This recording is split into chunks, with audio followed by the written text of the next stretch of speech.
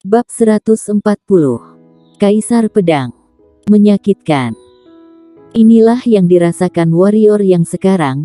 Ia ingin melompat keluar dari situ, namun ketika teringat ibunya yang menderita di Istana Bunga, ia telah melepaskan gagasan menggiurkan itu.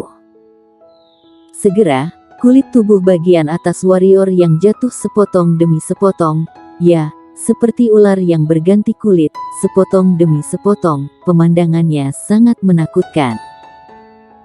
Untungnya, saat dia sudah kesakitan luar biasa, air hijau itu mulai menunjukkan efeknya.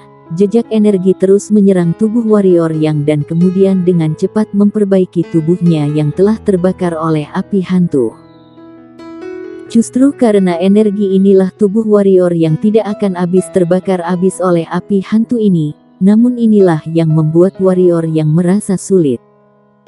Lagi pula, rasa terbakar oleh api hantu itu tidak enak. Perlahan, setengah jam telah berlalu. Ekspresi wajah warrior yang telah benar-benar terdistorsi, bukan terbakar, tetapi disebabkan oleh rasa sakit yang berlebihan. Tetapi meskipun itu sangat menyakitkan, warrior yang tidak mengatakan sepatah kata pun dari awal hingga akhir.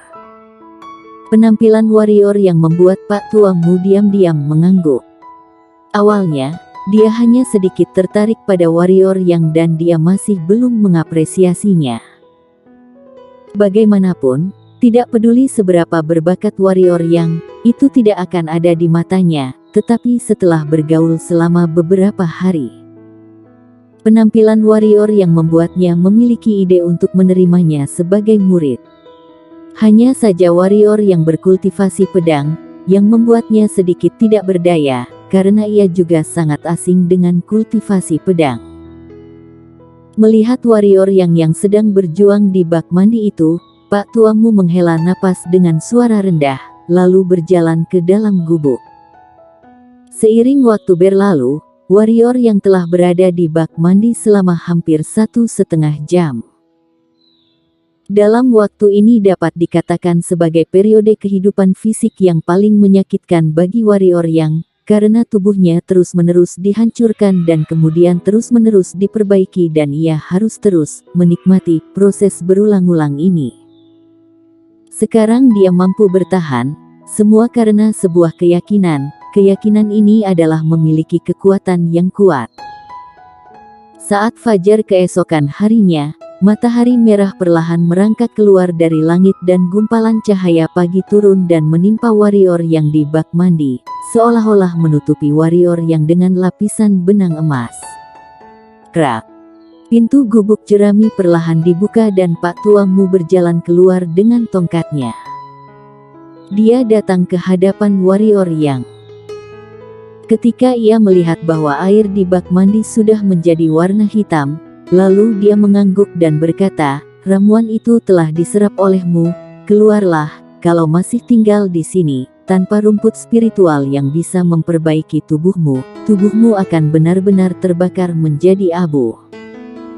Mendengar perkataan Pak Tuamu, warrior yang di dalam bak mandi tiba-tiba membuka matanya, lalu melompat keluar dari bak mandi. Setelah melompat keluar, warrior yang berbaring di tanah dan kemudian menarik napas panjang, membiarkan sinar matahari menerpanya.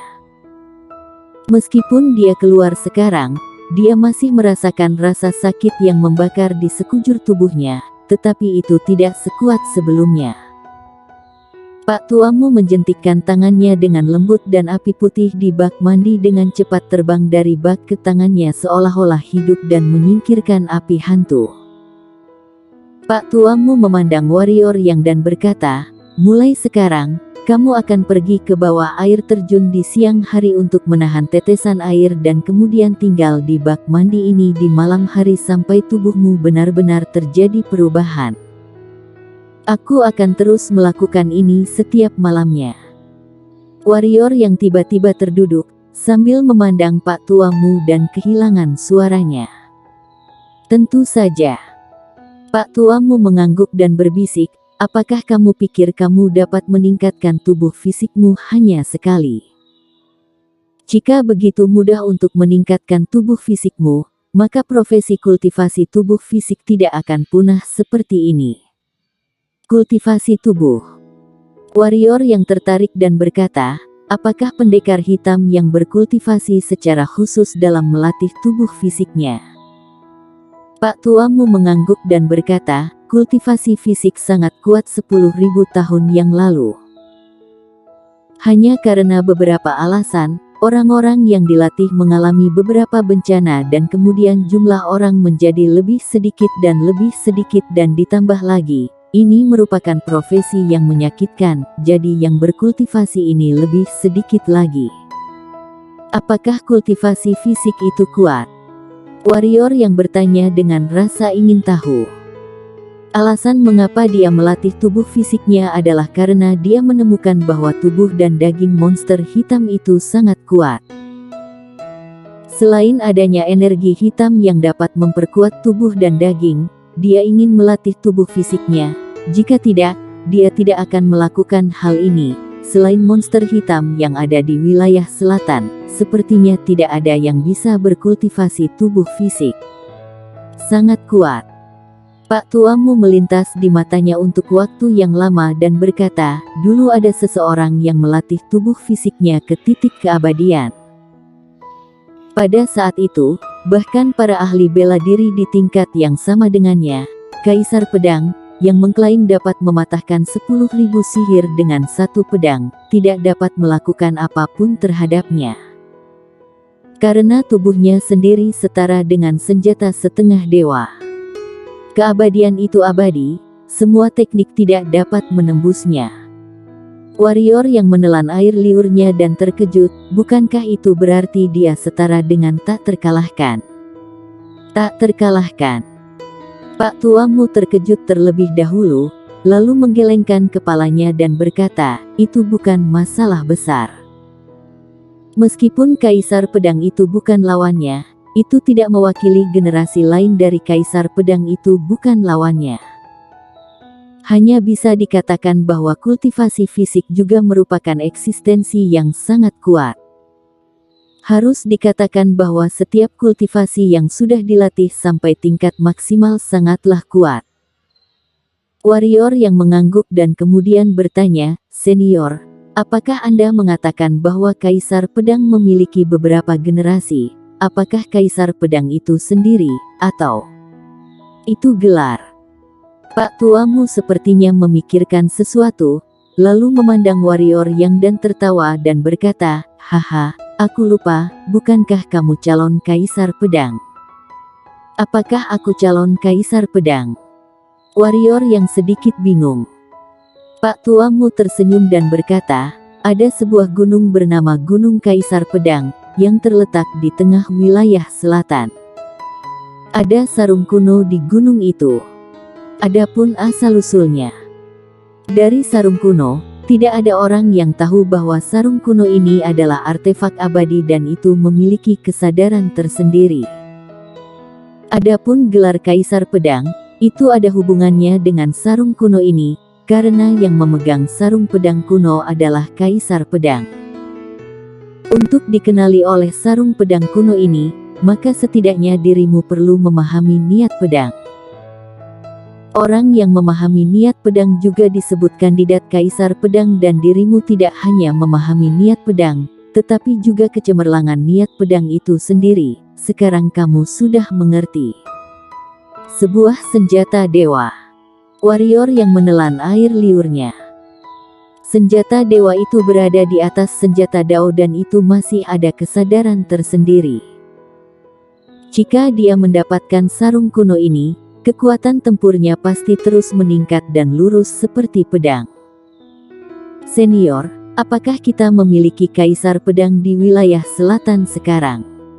Tanya Warrior yang. Pak Tuamu menggelengkan kepalanya dan berkata, sejak Kaisar Pedang meninggal 3000 tahun yang lalu, tidak pernah ada Kaisar Pedang di wilayah selatan. Sarung kuno itu seharusnya kesepian selama 3000 tahun. Tapi, saat berbicara tentang ini, Pak Tuamu memandang Warrior yang dan berkata, seharusnya tidak kesepian lagi, karena dirimu telah muncul, bukan aku yang memujimu, tapi kamu seharusnya bisa memicu pertarungan Kaisar Pedang di masa depan. Pertarungan Kaisar Pedang. Warrior yang sedikit bingung lagi dan sekarang dia menyadari bahwa pengetahuannya terlalu dangkal. Setelah setiap generasi Kaisar Pedang meninggal, sarung pedang kuno akan secara otomatis terbang kembali ke Gunung Kaisar Pedang untuk tertidur dan kemudian menunggu Kaisar Pedang berikutnya. Jika kamu ingin dikenali oleh sarung pedang kuno itu, dirimu harus membangunkan roh pedang itu terlebih dahulu dan setelah terbangun, roh pedang akan memberitahukan ke seluruh wilayah selatan dan memanggil orang berbakat dari kultivasi pedang untuk pergi ke Gunung Kaisar Pedang dan beradu pedang dengan orang yang membangunkannya. Hanya jika para orang berbakat itu dikalahkan, dia dapat dikenali oleh sarung kuno, yaitu menjadi Kaisar Pedang baru. Tentu saja, ada juga aturan untuk kompetisi ini, yaitu tingkatan penantang tidak bisa melebihi 2 tingkat yang ditantang. Pak tuamu berkata perlahan. Pendekar pedang jenius yang telah mengalahkan dunia. Warrior yang bergumam dengan suara rendah, dia harus mengatakan bahwa Kaisar Pedang agak terlalu menakutkan. Berapa banyak orang berbakat yang berkultivasi di seluruh dunia? Satu orang ingin mengalahkan kultivasi pedang dunia, meskipun bukan untuk melawan dunia yang tak terkalahkan, tetapi kesulitannya cukup menakutkan dan tingkat si penantangannya bisa lebih tinggi daripada yang ditantang sebanyak 2 level. Melihat ekspresi terkejut warrior yang, Pak tuamu tersenyum dan berkata, aku pikir dirimu memiliki potensi untuk menjadi orang yang membangkitkan roh pedang sarung pedang kuno itu dan akan bertanding dengan seluruh orang berbakat dengan ilmu pedang di dunia. Setelah berpikir sampai sini, kenapa kamu nampak sangat antusias? Warrior yang tersenyum pahit dan berkata, Junior tidak terlalu banyak berpikir, hanya ingin memiliki kekuatan yang kuat dan kemudian menyelamatkan ibuku. Ngomong-ngomong, senior, tidakkah kamu tahu asal-usulnya dari sarung kuno? Tahu sedikit, kata Pak tuamu dengan senyum kecil di wajahnya. Pertama, latih tubuh fisikmu ke level yang sebanding dengan monster hitam level pemenang. Mendengar itu, warrior yang pun menarik diri, memberi hormat kepada Pak tuamu, lalu berlari menuju air terjun. Melihat punggung warrior yang, Pak tuamu tertawa kecil dan berkata, Kaisar Pedang. Bersambung.